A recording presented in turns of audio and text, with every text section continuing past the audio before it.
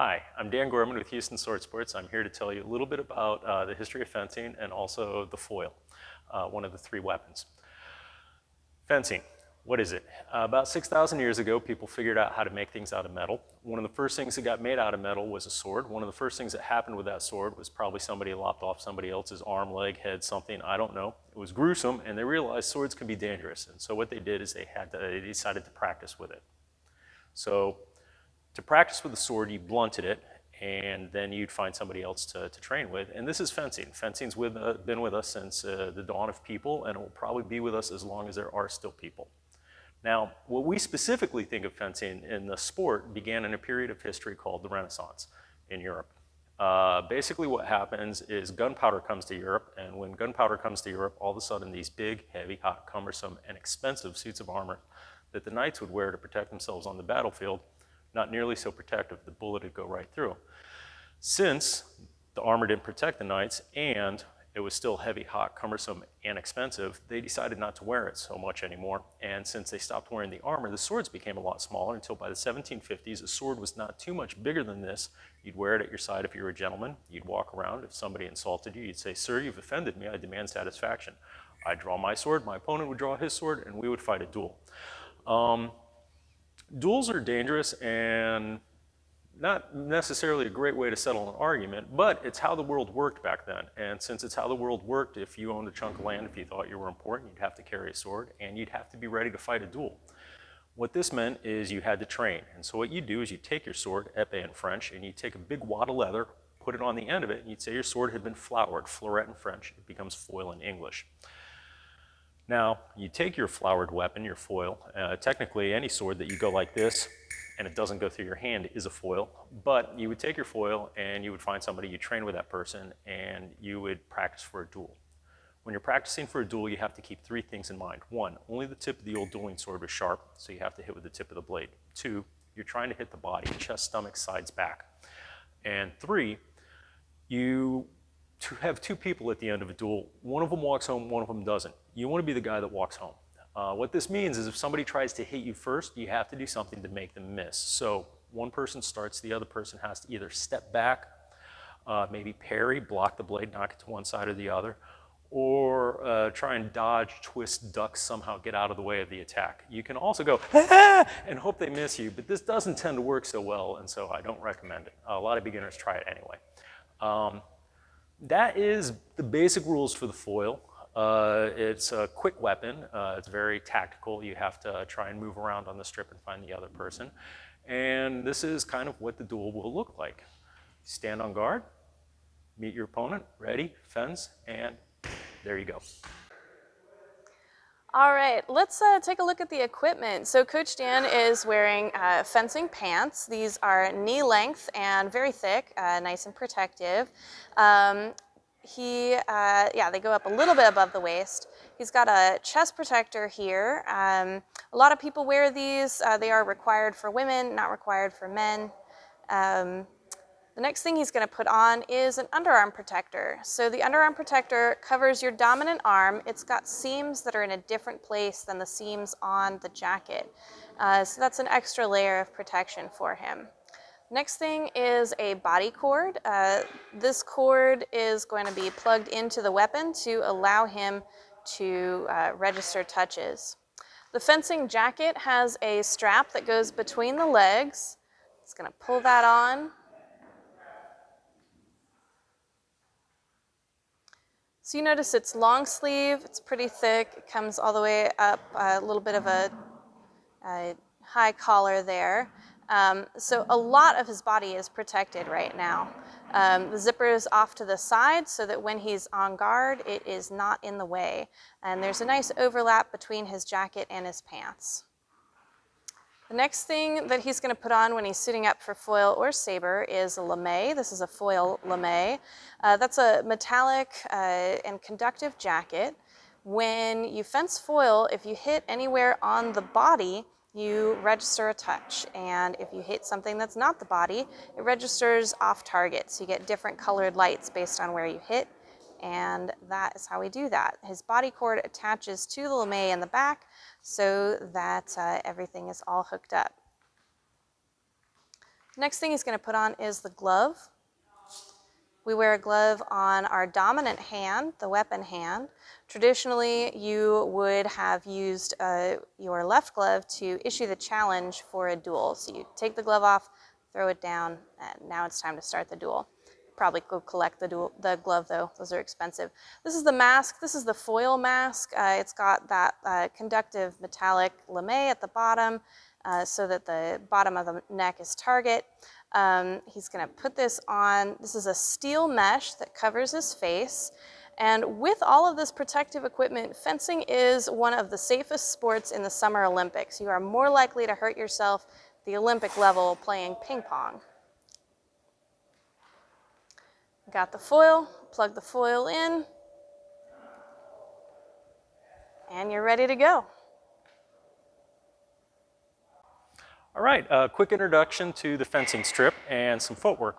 The story has it back in the early 1600s, an Italian fencing master looked at who was winning duels, and he worked out that it was a person who went back and forth in a straight line. And so we fence in a straight line. The first line we have on the strip is the end line. If the fencer goes behind this with both feet in their entirety, they've gone off the strip and their opponent gets a point. The next line we have is the 2-meter line. This means, oh, I'm about to be in danger of going off the end of the strip. Haha, I stopped, yay me. The next line forward is the en garde line. Every time two fencers fence, you start at the en garde line. Every time somebody scores a point, you go back to the en garde line. If there's another reason to stop the bout, you just kind of start wherever the referee tells you to. This is the middle of the strip, and then on the other side of the strip, we have another en garde line for the other fencer to start at, another 2-meter line to warn that fencer they're about to go off the end of the strip, and another end line telling the fencer they have fled the field of battle, they are a coward, and their opponent gets a point. Try not to go off the end of the strip. It's always a little bit funny when that happens to you. Now, when we fence, we come en garde at the en garde line. Our front toe points straight ahead towards our opponent. Our back foot is about a foot away from our front foot. Our knees are bent. Our right hand, our front hand, if we're right-handed, it'll be our right hand. If we're left-handed, it'll be our left hand. Our front hand goes on the outside edge of the body, and it should be about the same height as the elbow, and then your back hand just comes up here somewhere. A lot of really good fencers tend to keep it low because it relaxes the shoulders. A lot of beginners are taught to keep it high because it keeps it away from the body where it gets hit, and that always stings. So this is our en garde position. When we move towards our opponent, we advance. We move our front foot and then our back foot, and we go forward, and 1. It's real simple. When we want to get away from our opponent, we retreat. We go with the back foot and the front foot, and 2, right? It's real simple. When we want to attack our opponent, we aim, extend the arm, and then we lunge. At the end of the lunge, the front foot should be on the ground, the knee is over the foot, the back leg's straight, both arms are out for style. Actually, it's a kind of a balance thing. And then when we recover, we pull our arms back in and we pull with our back leg, we come back to our en garde position. So the footwork looks a little something like that. And this is how we do footwork. So we're about to see some fencing. We'll watch foil, then épée, then saber. And then after that, we'll take some of your questions, hopefully, at the end of this class. Thank you. Bye. The things we say is en garde, ready, and fence. It's the equivalent. Yep. Halt. Attack from the left is parried. And riposte. Touch right. That green light, you guys, that is to the right. En garde. Ready? Fence.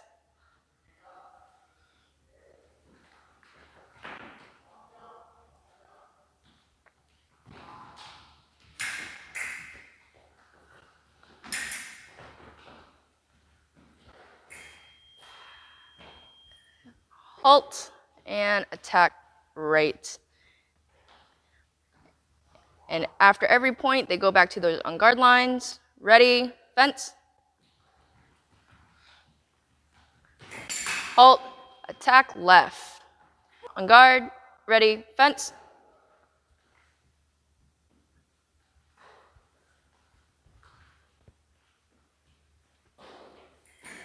Halt, attack from the right.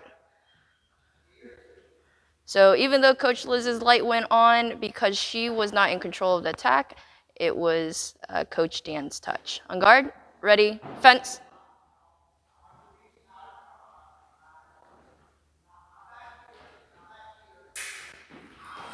Halt. And the attack from Coach Dan was a little bit short. Coach Liz was able to counterattack and get that touch in before he hit. So that's Coach Liz's touch. Ready? Fence.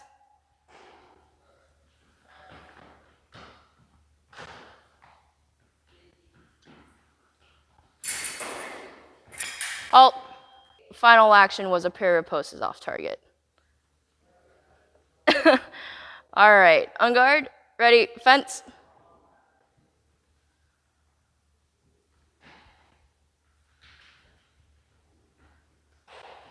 Halt. Attack arrives from the right, and that is Coach Dan's touch, and I believe that would be 5-2. And after each bout, you guys, you salute your opponent and you salute the referee, as well as the audience. And guard bump. Howdy, my name's Coach Liz. I'm also here from Houston Sword Sports, and I'm going to tell you a little bit about the épée.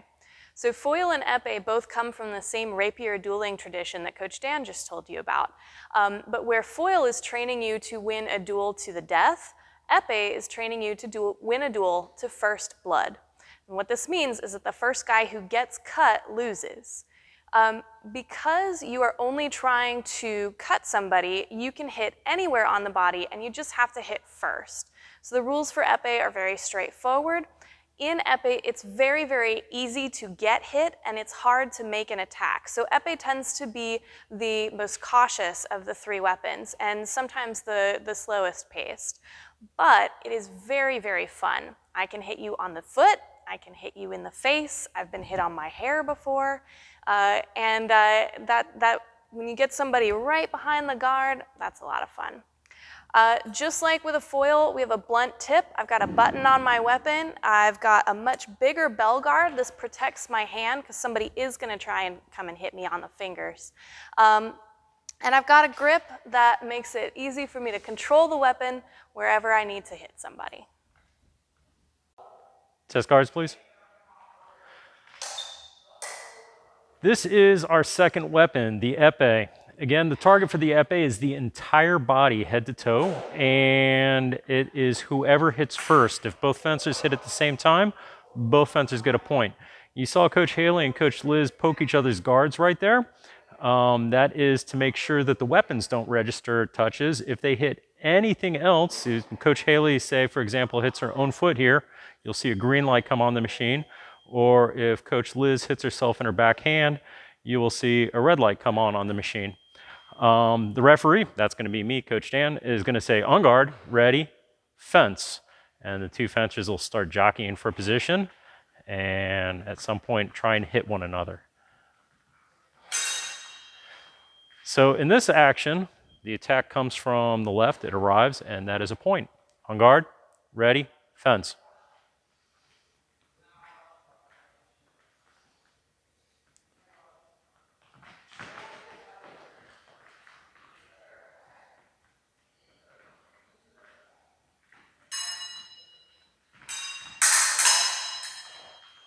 The attack comes from the right, it is evaded. The counterattack comes from the left, it is parried. The riposte comes from the right. Ready, fence.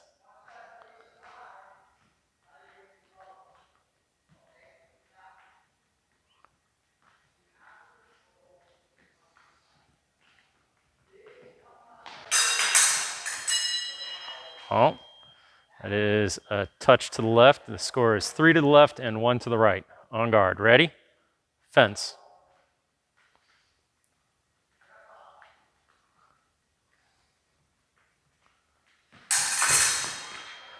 Left attack is parried, right riposte.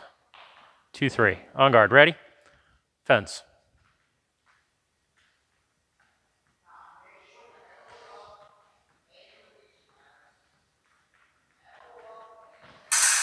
Halt. Right attack is no, left counterattack arrives 4-2. On guard, ready, fence.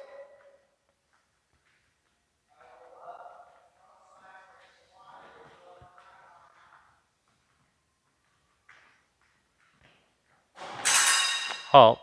Left attack, right attack is no, left counterattack arrives. Touch left, bout, 5-2. At the end of the bout, the fencers salute each other, and typically we would shake hands with our ungloved hand, but in our trying times these days, we are actually doing a bell tap, a guard tap, and that takes the place of the hand.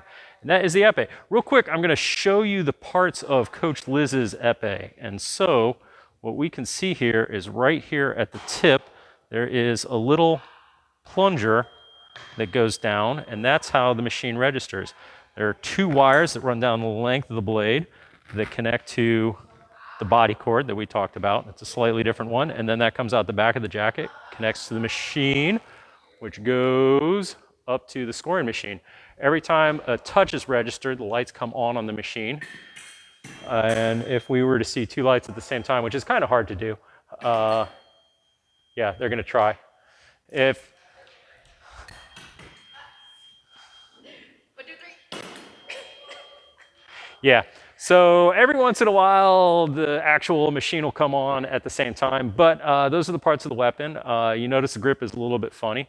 That is to help get a little bit more control of the weapon, and that is epee. So if we can get a quick salute from our fencers, and thank you. Next weapon is saber. On guard, you guys. So my name is Coach Haley. I'm also from Houston Sword Sports. I'm going to be telling you about the last of the 3 weapons, and this is saber. So saber, you can also hit with the tip. It is blunted, but I don't have a button. So what makes saber a little bit special, I got a bigger bell guard, protects my hand, and I can actually hit with the edge of my weapon. I can hit any side using the weapon. And so this was more designed as a cavalry weapon, and if you can imagine sitting on horseback, everything waist up is going to be your target area. So you're going to be doing a lot more cutting and slashing than poking. And it tends to be a lot more aggressive, and it's going to be a lot faster of the 3 weapons. You're going to be very advantageous to attack rather than defend, which is why you're going to be a lot faster. Hitting with the edge is going to be a lot easier, but than having to hit with the tip of the blade in foil or epee. Q. Here we are with our 3rd and final weapon, saber. Coach Dan and Coach Haley salute each other and the camera. They're also going to test to make sure that their masks are working. So you notice in saber, the lame covers the sleeves, and the masks are nice and shiny. That is because the masks are conductive, just like the lames, so they can hit each other on the head. On guard, ready, fence.